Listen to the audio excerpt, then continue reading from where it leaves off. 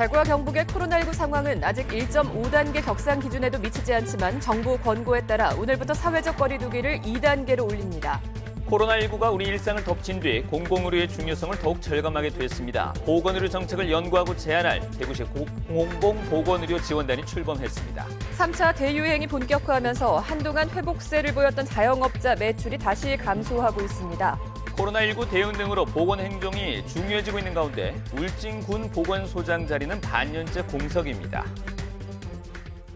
여러분 안녕하십니까? 12월 8일 화요일 아침 대구 MBC 뉴스투데이입니다. 네, 오늘 우리 지역은 아침부터 찬바람이 강한 가운데 공기질이 다시 보통 수준을 회복하겠습니다. 김영은 기상캐스터입니다. 네, 밤사이 찬바람이 강해졌습니다. 오늘 아침엔 두꺼운 겉옷을 잘 챙겨주셔야겠습니다. 출근길 기온을 살펴보면 대구는 1도, 안동 영하 4도, 봉화는 영하 7도로 체감 온도는 이보다 더 낮은 모습이고요. 낮 기온은 대구 8도, 안동 7도, 봉화는 5도로 어제보다 약 1, 2도 정도 낮겠습니다. 외출하실 땐 옷깃을 잘 여며주시기 바랍니다. 또한 오늘은 구름이 많다가 오후부터 차츰 날이 맑아지겠습니다. 대기순환이 잘 이루어지면서 어제 탁했던 공기질은 오늘 보통 수준을 회복하겠습니다. 한편 건조한 날씨가 계속되고 있습니다. 특히 경북 동해안 지역의 경우는 오늘 오전까지 바람이 강하게 불면서 작은 불씨가 주변으로 쉽게 옮겨 붙을 수 있는 환경입니다. 계속해서 주변 불씨 관리에 신경 써주시기 바랍니다. 이번 주는 우리 지역 쌀쌀한 날씨가 계속되겠고요. 대체로 맑은 가운데 대기는 건조하겠습니다. 날씨였습니다. 네, 최근 일주일간 대구와 경북 지역의 하루 평균 코로나19 확진 환자는 각각 5명, 10명 안팎이었습니다. 아직 1.5단계 격상 기준에도 미치지 않지만 정부 권고에 따라서 오늘부터 사회적 거리두기 2단계로 올리기로 했는데요.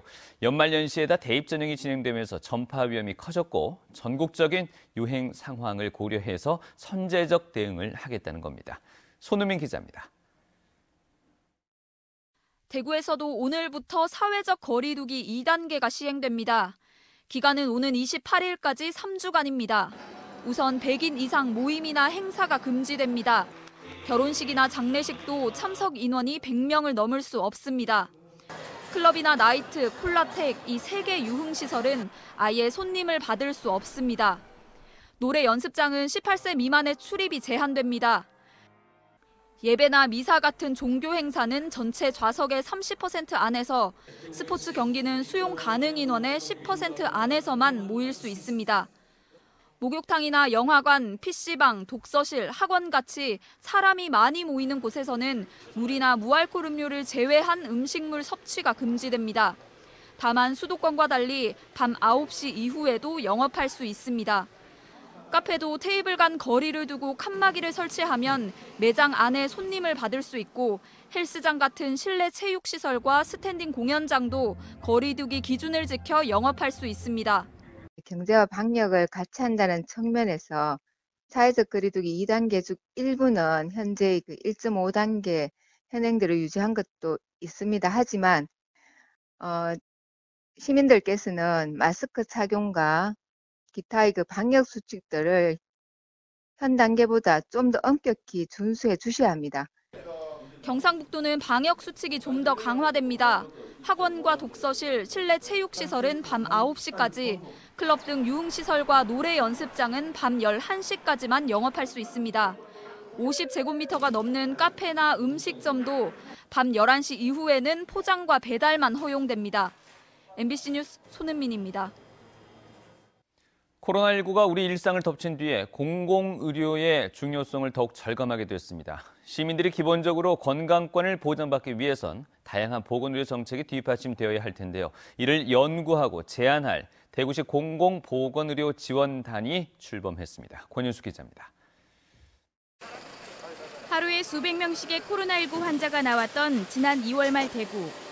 확진되고도 진료를 받지 못한 환자가 전화 진료라도 받고 싶다며 자동차 창문에 쪽지를 붙여놓고 애원하던 때가 있었습니다. 호흡이 가빠요. 며칠 전까지만 해도 괜찮지만 호흡이 가빠요. 서열이 밀리는지 안 되네. 코로나 환자 치료를 위해 한 민간 병원은 병원을 통째로 비웠고, 생활치료센터가 등장하는가 하면 차량 이동식 이른바 드라이브스루 진단검사가 도입됐습니다. 이런 체계는 제때 치료받지 못하고 사망한 많은 환자의 희생이 있고서야 갖춰졌습니다. 감염병이 우리 일상을 뒤흔들어 놓으면서 공공의료는 더 이상 취약계층을 위한 의료 서비스에 국한된 게 아니라는 것에 많은 사람이 공감하게 됐습니다. 단순하게 본인이 어떤 의료적인 상황에 직면해서 공공의료가 아니라 평소의 건강권이라고 하는 이런 것들을 자신들이 충분히 돌볼 수 있도록 의료가 지원함으로써 모두가 건강하게 살아갈 권리, 시민 건강권을 보장하기 위해 대구시 공공보건의료지원단이 출범했습니다. 최근 문제로 떠오른 감염병뿐 아니라 응급, 외상, 분만 같은 필수 의료 서비스를 대구 의료체계가 잘 제공하고 있는지 분석합니다. 또 지역의 건강 문제를 발굴하고 맞춤형 공공의료 정책을 제안합니다. 공공보건의료 협력체계 안에서 공공보건의료 지원단은 지역의 건강 수준을 모니터링하고 현안을 분석해서 대구 맞춤형 공공의료 정책을 개발하는 것을 목표로 하고 있습니다.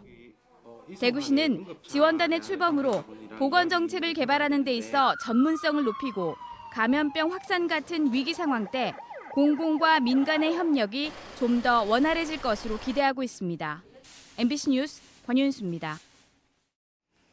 코로나19 3차 대유행이 본격화하면서 한동안 회복세를 보이던 자영업자 매출이 다시 감소하고 있습니다. 또 재난지원금 논의도 재점화하고 있습니다. 김경철 기자의 보도입니다. 코로나 재확산세가 뚜렷해지면서 도심 거리는 다시 한산해졌습니다. 점심시간인데도 식당에는 손님 대신 빈 의자만 가득합니다. 저번 주까지는 그래도 외부에서 손님들이 많이 오셔가지고 저희가 점심시간, 저녁시간에는 거의 대기를 할 정도였거든요. 그리고 예약도 많았고. 근데 이번 주 딱 더 접어들면서 어제부터는 아예 지금 예약도 다 취소되고요. 얼마 전까지도 문을 열었던 가게 곳곳에는 임대 문의라는 알림만 붙어 있습니다. 코로나19 3차 대유행이 본격화하면서 많은 상인들은 상가 임대료나 관리비를 내기도 버거운 상황입니다. 한국 신용 데이터가 한 주 단위로 집계하는 지역별 카드 매출 현황을 살펴보면 경북의 최근 2주간 카드 매출은 작년 이맘때에 비해 최고 11.8% 감소했습니다. 한동안 회복세를 보였던 자영업자 매출이 다시 감소하자 정부는 내년 설 연휴 전까지 3차 재난지원금 지급을 준비하고 있습니다. 지역에서도 별도의 재난지원금을 지급해야 한다는 의견이 나왔습니다. 제가 재난지원금 20만 원을 제안했던 부분은 200억이 소요가 되는데 원래 열리지 못했던 축제 예산이나 또 그 나머지 우리 시 예산에서 얼마든지 감내를 할 수가 있다. 코로나 재확산세가 잡히지 않으면서 지역 경제에도 위기감이 커지고 있는 상황. 지역의 피해를 최소화하기 위해서는 신속한 대책 마련이 필요해 보입니다. MBC 뉴스 김경철입니다. 코로나19 대응을 하면서 보건행정도 중요해지고 있는데요. 울진군의 보건소장이 6개월 이상 공석입니다. 외부 공모를 3번이나 한 끝에 지원자가 나오긴 했지만 근본적인 대책이 마련돼야 할 것으로 보입니다. 보도에 임재국 기자입니다. 코로나19 대응과 보건행정을 담당하는 울진군 보건소입니다. 업무량이 늘어나면서 지난 7월 담당과를 2개로 늘리는 등 직제를 확대 개편했습니다. 하지만 6개월 이상 보건소장이 공석이어서 5급 사무관이 겸임하고 있습니다. 울진군이 2번이나 외부 공모에 나섰지만 지원자가 없었기 때문입니다. 보건소장 공백이 길어지면 체계적이고 안정적인 국민 건강 예방에 문제가 발생할 수 있습니다. 자체 승진을 통한 보건소장 임명도 쉽지 않습니다. 5급 사무관이 4년 이상 근무하면 보건소장에 임명할 수 있지만 울진군에는 대상자가 없습니다. 군 단위에서는 4급 보건소장을 수급하기 어려움이 있습니다. 그렇기 때문에 4년 이상 근무한 5급 사무관 확보를 미리 준비를 할 수밖에 없는 상황이라고 생각합니다. 울진군은 최근 3번째 외부 공모를 진행하고 있으며 빠른 시일 안에 보건소장을 임명한다는 방침입니다. 1차 서류 전형의 통과가 되면은 이제 다시 또 면접을 치르게 됩니다. 면접을 봐서 적격자가 되면은 저희들이 이제 군에서 채용할 계획입니다. 한편 경북도 내 13개 군지역 보건소장의 경우 직위 공무로 임명된 곳은 울릉군과 청도군뿐이며 울진과 청송, 칠곡과 예천군의 경우 5급 사무관이 보건소장직을 겸임하고 있습니다. MBC 뉴스 임재욱입니다. 다음 소식입니다. 이 아동복지교사들이 달서구청을 상대로 정부 지침대로 정규직 전환을 요구하고 있다는 보도 해드린 적이 있습니다. 그런데 달서구청이 내년도 아동복지교사 채용 인원을 대폭 줄이면서 교사들이 일자리를 잃을 처지에 놓였습니다. 보복 조치 논란이 일고 있습니다. 신병철 기자입니다. 달서구에 있는 지역아동복지센터에서 일하는 아동복지교사들이 달서구청의 조치를 규탄하는 기자회견을 열었습니다. 달서구청이 내년도 아동복지교사 채용 인원을 올해보다 대폭 줄이겠다고 한 것입니다. 아동복지교사들은 정부 지침대로 정규직인 공무직으로 전환해 줄 것을 요구했는데 오히려 일자리를 잃을 위기에 놓였습니다. 아동복지교사의 주무부처인 보건복지부도 매년 아동복지교사의 정규직 전환을 공고하고 있다. 달서구청은 보건복지부가 시행하는 아동복지교사 사업 매뉴얼에 따라서 즉각적인 정규직 전환을 실시해야 한다. 달서구청은 최근 지역 아동센터를 상대로 내년도 아동복지교사에 대한 수요 조사를 해 이같이 결정했다고 밝혔습니다. 학습 수에 따르면 생님을 19분을 채용을 해야 돼요. 근데 기존에 25분을 다 고용 승계해달라고 하니까 그게 저희 구로서는 불가하거든요.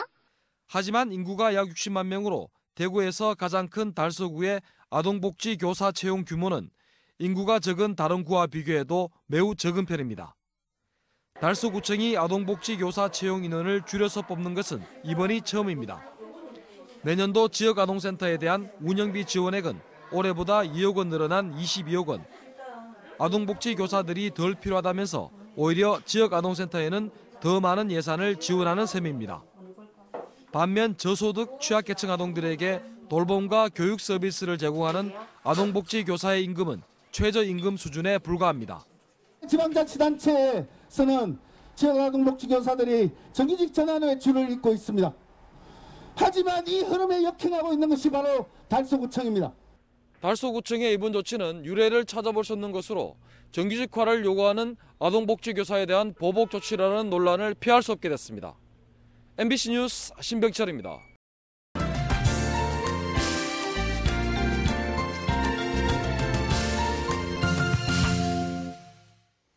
네트워크 뉴스입니다. 최근 전동 휠이나 전동 킥보드 이용하는 사람이 늘면서 안전사고도 잇따르고 있는데요. 세종시가 스마트 기술을 접목해서 안정성을 높인 공유 전동 킥보드 서비스에 나섰습니다. 대전 MBC 이승섭 기자가 보도합니다. 전동 휠을 타다가 넘어져 의식을 잃은 남성이 구급차에서 응급처치를 받습니다. 지난해 전국에서 발생한 킥보드 사고는 890건으로 3년 전보다 18배 급증했습니다. 세종시가 도입한 공유 전동 킥보드입니다. 킥보드의 법정 제한 속도는 시속 25km지만 세종시의 공유 전동 킥보드는 시속 20km를 넘을 수 없습니다. 킥보드를 타고 어린이 보호구역에 진입하자 어린이 보호구역입니다. 경고음이 울리고 최고 속도도 시속 10km로 낮아집니다. GPS가 장착돼 위험 구간을 인식하고 대여한 킥보드를 아무데나 방치하는 것도 막습니다. GPS 기술을 통해서 어린이 보호구역에서는 속도가 제한되게 설정되어 있고요. 지정된 장소에서만 반납이 가능하도록 설정되어 있습니다. 공유 전동 킥보드 주차 공간은 세종시 일생활권에 150여 곳 설치되어 있습니다. 만 18세 이상이면 누구나 이용할 수 있습니다. 오는 10일부터 관련 법이 완화돼 13살만 넘으면 전동 킥보드를 탈 수 있지만 사고 위험을 고려해 이용 연령을 높였습니다. 또 세종시 공용자전거 어울링 이용 데이터를 활용해 시간과 장소에 맞게 배치하는 킥보드의 수를 유동적으로 조절합니다. 규제가 완화된 전동 킥보드의 안전성 및 교통 분담률을 확인하고 데이터 기반의 공유 전동 킥보드의 서비스의 사업성을 파악하기 위해서 세종시는 3개월 뒤에 전동 킥보드 300대를 추가 투입하고 서비스 지역 확대 여부도 검토할 계획입니다. MBC 뉴스 이승섭입니다. 철은 인류 문명을 이끌어온 아주 중요한 금속인데요. 과거 충주가 철의 중심 생산 기지였다고 합니다. 충주 제철 유적지에 1년 내내 불을 피울 수 있는 실험장이 만들어졌습니다. MBC 충북의 허지 기자입니다. 구덩이 속 짚에 불을 지핍니다. 비가 오는 중에도 활활 타오르는 제련로. 1700년 전 최고 기술을 갖췄던 국내 대표적인 철의 중심지 충주에 마련된 고대 제철 복원 실험장입니다. 그동안 비나 눈이 오면 실험을 멈출 수밖에 없기에 5억 원을 들여 철제 지붕을 씌웠습니다. 철 생산에 필요한 재련과 용해, 도구를 만드는 단야 과정을 안정적으로 거칠 수 있기에 고대 제철 기술 복원이 용이해졌습니다. 철광석 대비 그 안에서 철이 만들어지는 형성 과정에 대한 어떤 프로세스, 그리고 그 조업에 필요한 다양한 일꾼들이 있지 않습니까? 숯이라던가 숯쟁이, 그리고 쇠쟁이, 이런 식으로 각각의 역할들이 어떻게 분담되어서 조직적으로 이루어져야 되는지. 바로 옆에는 어린이들을 위한 교육장이 마련됐습니다. 삼국시대에는 어떻게 철을 만들었고 활용했는지 수준별 교육을 실시합니다. 당연하고 익숙해진 철의 가치를 가르치고 충주가 어떤 역할을 했는지 알리기 위해서입니다. 동아시아 지역에서도 뛰어났던 제철 기술의 그 원리와 그 결과물들을 직접 다시 만들어보고 저희가 실험할 수 있는 그런 아주 본산이 될 수 있게 그렇게 문화재청에서 적극 지원할 예정입니다. 25개의 재련로 발견으로 국내 최대 규모의 고대 철 생산지로 확인돼 지방 문화재로도 지정되고 사적 추진도 진행 중인 칠금 제철 유적. 죽어있는 고대 유산이 아닌 살아있는 충주를 대표하는 관광, 교육 콘텐츠로 만들어내기 위한 지역의 관심과 참여가 필요해 보입니다. MBC 뉴스 허지입니다. 정부가 비수도권의 사회적 거리 두기를 2단계로 높이면서 경북 지역의 유치원과 초중학교도 오늘부터 밀집도를 3분의 1로 낮춥니다. 다만 경북 지역의 고등학교는 밀집도 3분의 2를 유지합니다. 또 대구 지역 유치원과 학교는 학교 밀집도를 지금과 같은 3분의 2로 유지해 운영합니다. 사회적 거리 두기 3단계가 될 경우에는 모든 학교가 원격 수업으로 전환됩니다. 대구 서구의회 민부기 의원이 제명됐습니다. 대구 서구의회는 전체 구의원 11명 가운데 민 의원을 제외한 10명의 만장일치로 제명안을 통과시켰습니다. 무소속인 민 의원은 지난해 8월 민간업체에 자신의 아들 학교 교실에 1,200만 원어치의 환기창을 설치하도록 한 혐의로 재판에 넘겨져 벌금 500만 원을 선고받았습니다. 이로써 민 의원은 대구에서 달서구의회 김인호 의원에 이어서 기초의회에서 제명된 두 번째 의원이 됐습니다. 대구지방법원은 지난 2월 28일 대구시 북구의 한 아파트 관리사무소에서 세대별 우편함에 넣어뒀던 마스크 60여 장, 14만 원어치를 훔친 혐의로 기소된 50대에게 벌금 400만 원을 선고했습니다. 이 50대는 마스크를 훔치기 위해 주민을 따라 아파트 공동 출입문을 통과한 것으로 조사돼 주거 침입 혐의로도 재판을 받았습니다. 재판부는 코로나19 확산으로 마스크 품귀 현상이 있었던 시기였던 만큼 범행을 가볍게 볼 수 없지만 마스크가 모두 회수돼 주민들에게 돌려진 점 등을 고려했다며 판결 이유를 설명했습니다. 대구상공회의소가 지난해 매출액 기준 대구 100대 기업의 실적을 조사했더니 대구은행이 2조 6,280억 원의 매출액을 기록해 1위를 차지했습니다. 주식회사 SL은 매출액 1조 4,570억 원, 대성에너지 주식회사가 7,739억 원으로 각각 2위와 3위를 차지했습니다. 최근 3년간의 업종 분포는 제조업과 유통서비스업, 건설업이 6대 3대 1의 비율로 나타났고 제조업 가운데 자동차 부품과 기계가 75%를 차지했습니다. 또 100대 기업 가운데 대구시가 추진하는 미래형 자동차, 에너지 산업 등 신산업 관련 기업이 33개 정도로 나타났는데 스마트시티와 물산업 관련 업체는 없어서 관련 기업 육성이 필요한 것으로 분석됐습니다. 대구지방 변호사회 신임회장에 이석화 변호사가 당선됐습니다. 이석화 신임회장은 사법시험 39회 출신으로 영남대 법학전문대학원 겸임교수와 대구시설관리공단 비상임이사, 대구시의회 윤리위원회 위원 등을 지냈습니다.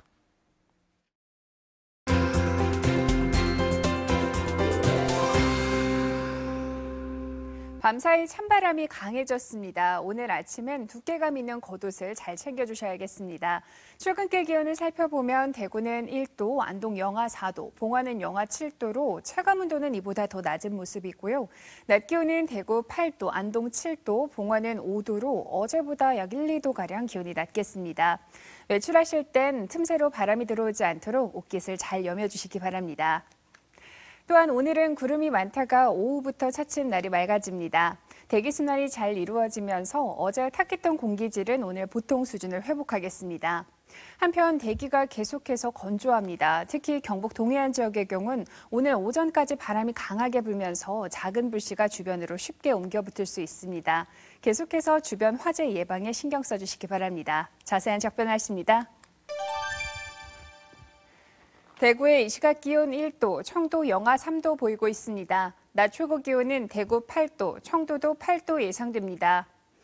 문경의 아침 기온 영하 1도, 김천 영하 4도로 출근길 쌀쌀합니다. 낮에는 문경 5도, 김천 6도로 어제보다 기온이 낮겠습니다. 안동의 현재 기온 영하 4도, 예천 영하 5도까지 내려가 있습니다. 낮 기온은 안동과 예천 모두 7도로 일교차가 크겠습니다. 포항의 아침 기온 1도, 낮 기온 8도 예상됩니다. 바다의 물결은 최고 3.5m로 높게 일겠습니다. 이번 주는 우리 지역 계속해서 쌀쌀한 날씨가 이어지겠고요. 대체로 맑은 하늘을 보이면서 대기는 건조하겠습니다. 날씨였습니다.